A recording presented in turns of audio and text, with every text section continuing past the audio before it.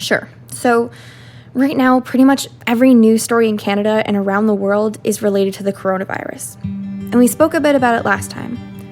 But if we look back at news about climate action of countries earlier this year, before it all started, there are many reasons to feel a bit more optimistic. People are starting to pull together. There were so many stories about countries adding environmental protections or #canceling coal. Just look at Belgium. It started shutting down the last of its coal plants. Or in the UK. It recently celebrated its first 24 hours without coal power since the Industrial Revolution. Everywhere, countries like Portugal, Sweden, France, even tiny countries like Malta are taking action. I'm Sarah, and this is The Big Melt.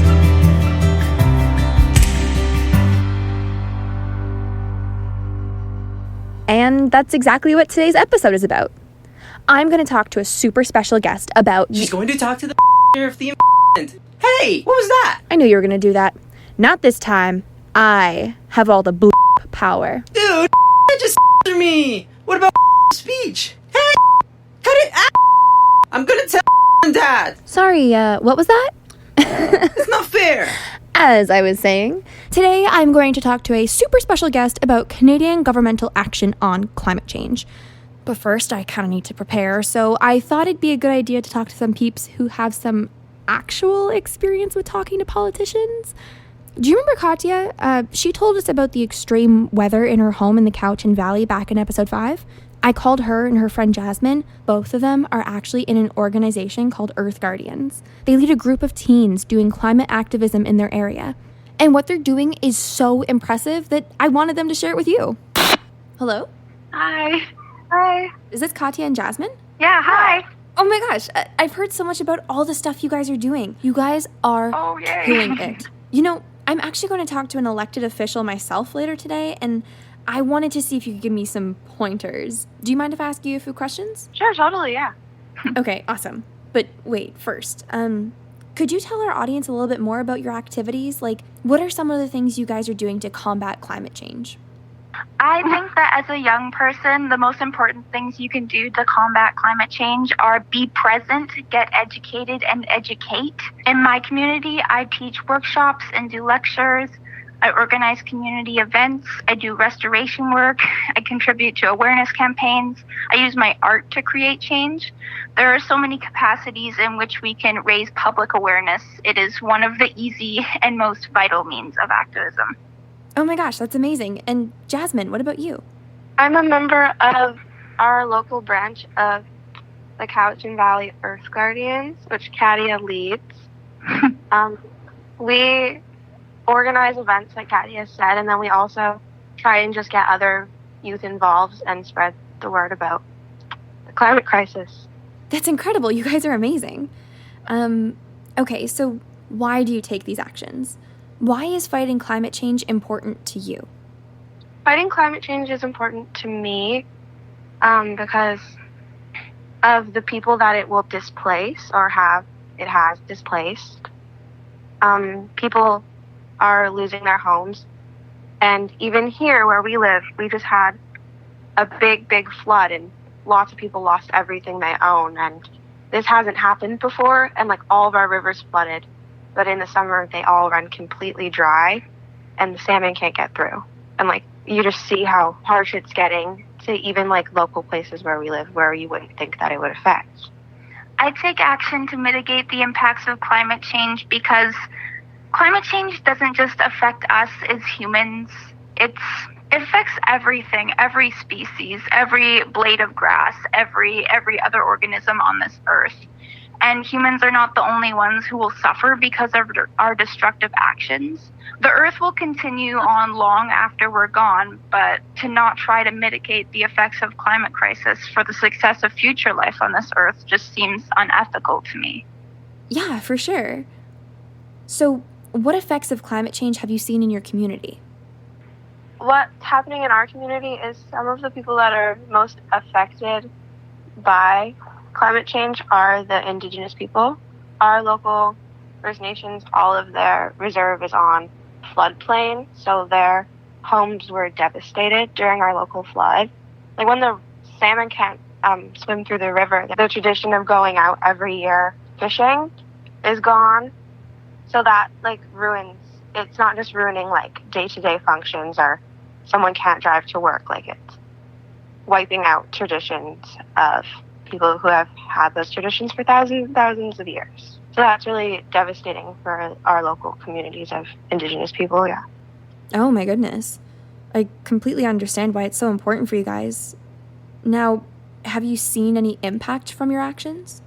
One of the impacts that we've seen is, so we organize climate strikes in our community, and we've seen hundreds and hundreds and hundreds of people just leave what they were doing and gather together and say we're not gonna stand for this anymore. We have to do something about this. And we asked our local governments to do as we say and say tell them we need change right now.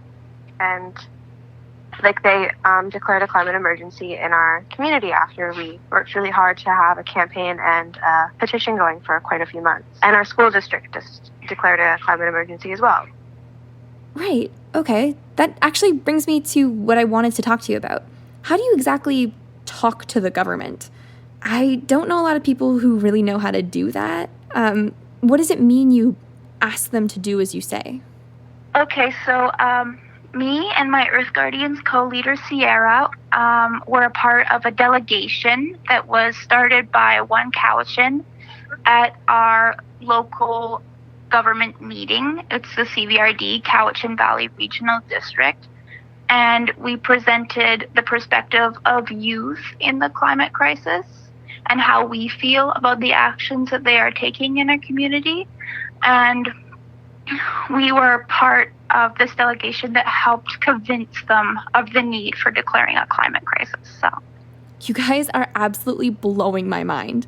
Everything you say is incredible. So thank you so much for taking time out of your busy schedule to talk to me. I really hope to hear from you guys soon. Thank you so much. Yeah. Well, thank you. All right. Have a good one. Yeah. Bye. Bye. They are so amazingly empowering to talk to. I mean, the situation they described is really serious, but they still managed to move forward and keep going. Okay, before we get to our special guest, let's look at what the world will be like after climate change. Well, for starters, warmer. Here in Canada, everything is going to shift up. Hotter summers and warmer winters.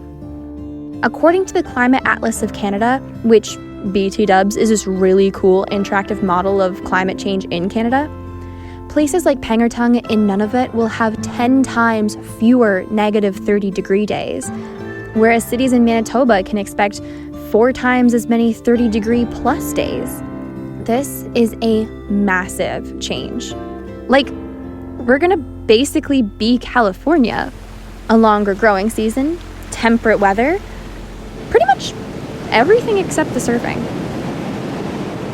Which doesn't sound too bad, until you consider the fact that change on this scale brings with it the loss of coastal land, flooding, increased risk of wildfires, and of course, the loss of all the communities and creatures who couldn't keep up with the change.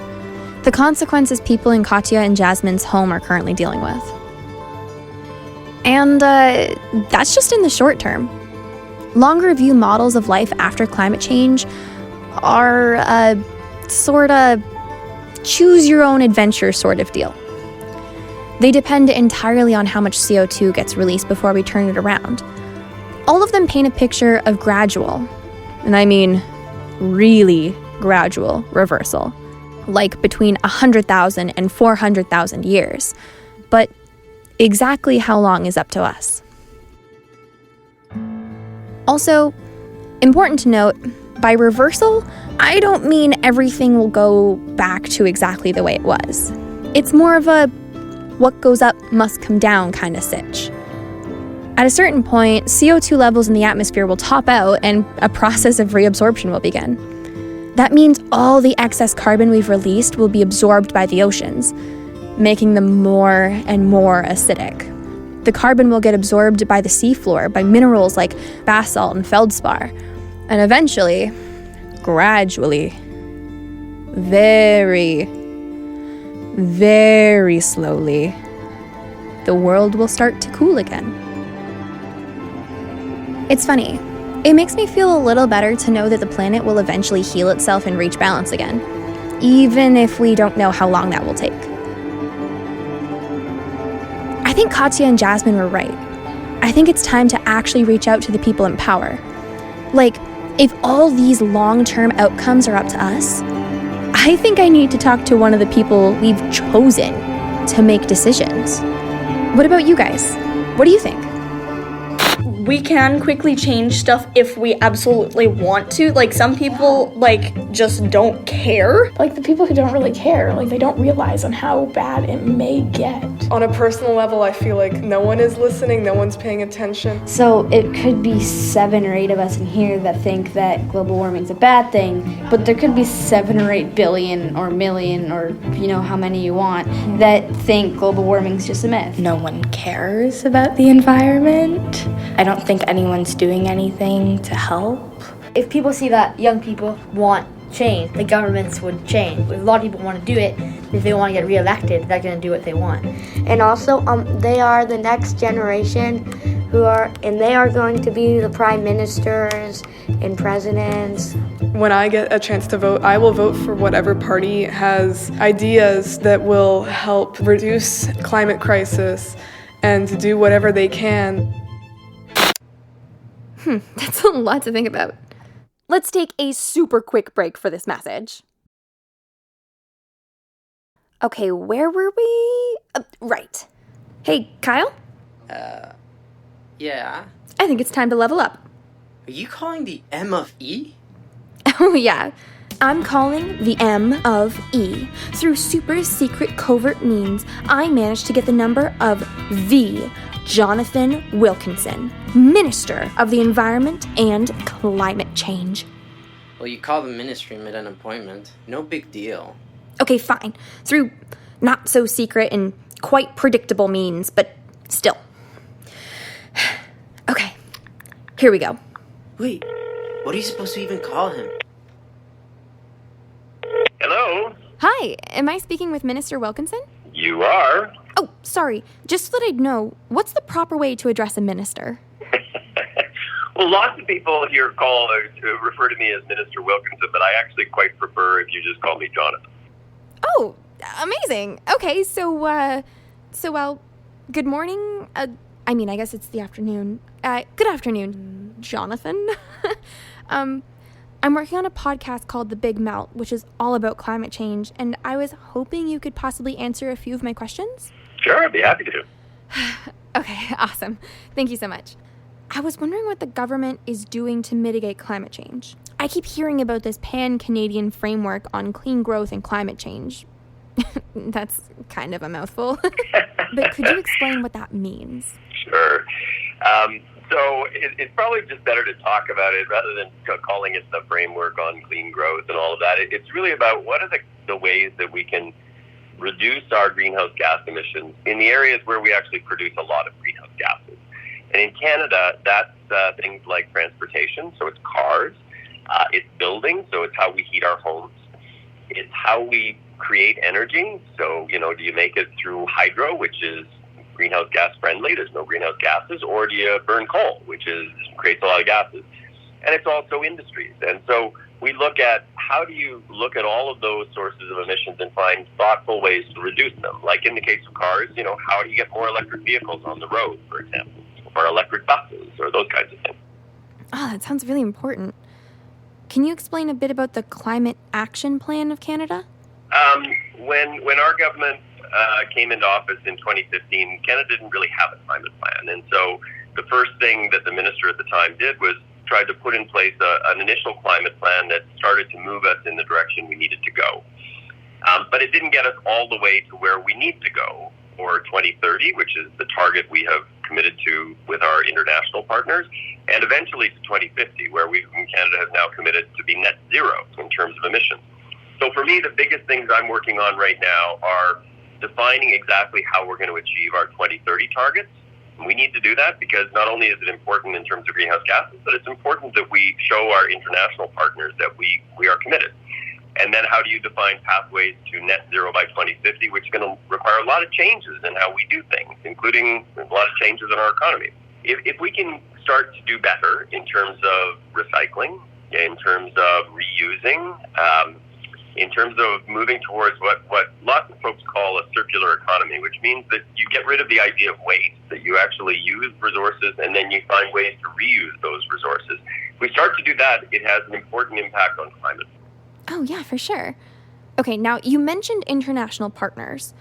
How does Canada compare to other countries when it comes to sustainability and climate action? Well, Canada, I think, is one of the leaders on the climate change side of things. Certainly, European countries are also very active, but we have been leading the what's called the phasing out of coal, so getting rid of coal as a source of energy. We've been one of the leaders in the world on that.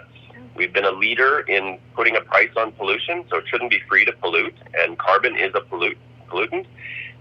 And we work very actively with leading countries around the world to demonstrate leadership and to help others to, raise their level of ambition, because it is such an important issue. Yeah, it is. And I'm really happy to hear Canada is doing so much already. So, what's one thing about climate change you wish every Canadian would understand? Well, I think that it would be helpful if Canadians better understood the science that underlines climate change. That, sometimes people sort of believe in climate change, but they don't really think that it's happening now, and maybe it won't happen for a long time. But if you actually, I wish people understood better the impacts that we are seeing of climate change right now. Extreme weather events, the effects of flooding in lots of different areas. Those are really important. Young people get it. Young people really understand it. That's, I think, why we saw such huge marches in many cities in Canada. And young people also understand that it is an existential threat to their future, that if we don't address climate change, the world that they will inherit will be a very difficult one. And so I wish every parent and every grandparent and every uncle and every aunt really understood that. Yeah, that's so awesome that the younger generation gets it and really starts to push people into action. Oh, I will tell you, I have my youngest daughter is 17, and she talks to me every night about the need for me to do more on climate change. That's incredible. Wow. Good for her. Actually, on that note, what advice do you have for young people like me who are concerned about our future, but maybe don't feel like we really have the power to do anything about it? I actually think young people have a lot more power than they think. You folks are the best spokespeople for changing the minds of older generations, of making people care more about climate. It's one thing for the government to tell your parents or your grandparents that they should care about climate change. It's a totally different thing to have your son or your daughter tell you that they're scared about their future. And so I think that, young people need to seize that power. They need to talk to their parents and their grandparents and their aunts and their uncles and their neighbors about why it's so important for you. And you guys have the ability to move the needle and move the dial in a way that I don't as the minister. Oh, that's incredible. I never looked at it that way. Well, thank you so much for your advice and answering all my questions. Not at all. Thank you. Okay, bye. Bye-bye. Whoa. He thinks we have more power than him? I know, right? But like you said, we're more aware of it. It's our future. I'm really glad that he seems totally focused on getting Canada to hit its 2030 and 2050 targets. Well, some people may think that the targets are not ambitious enough, but at least we're moving in the right direction, right? Because it's one thing to talk about change. It's another thing entirely to make that change happen. I also really like that he talked about working with Canada's international partners, because that's what this week's Climate Myth is about. China is the only country responsible for climate change. Okay, so this is a tricky one to unpack because, obviously it's false. And statements like this are rooted in racism and fear and just objectively wrong because, hello, North America, you consume a lot. But there is something there, a granule of truth. And in order to properly address this myth, I think we have to ask a much bigger question about what equality means on a global scale. So, here goes. When you hear politicians and pundits say this kind of thing, What they're generally talking about is the fact that China is the largest single contributor of greenhouse gases. And this info is usually served alongside the argument that China should have to decrease its emissions because we all share the world, and for them to pollute more than anyone else is unfair. But here's the thing. It kinda is fair that it's unfair. I mean, the unfairness is more fair than having it all be fair, or fairer at least. Here's why. China, and India and Africa and South America, for that matter, are all developing regions. There are parts of the world that are essentially doing what most of North America and Europe did after the Second World War. And a huge part of China's emissions are emitted because of this development. And it's a tricky thing. They should be able to build up to the same level of infrastructure and services the developed world has, to build roads and hospitals and power grids, to have clean water and the internet and modern farming equipment. Catching the whole world up to the same quality of life takes time and energy. That doesn't mean that this process should be done recklessly. Nuh-uh. Critiques about their use of coal or lack of environmental protection are legit. But it's important to note that most people who blame China for all the world's pollution usually aren't motivated by a sense of responsibility to the planet. They just don't want other people to have what they have. It's actually exciting. China and the rest of the world have the chance to develop in a more efficient, sustainable way. And side note, China is currently one of the largest investors in renewables. But I really think as global citizens, we have to find a way to figure out and offset the environmental cost of development. Because while China is definitely not the only country responsible for climate change, we're all responsible for each other.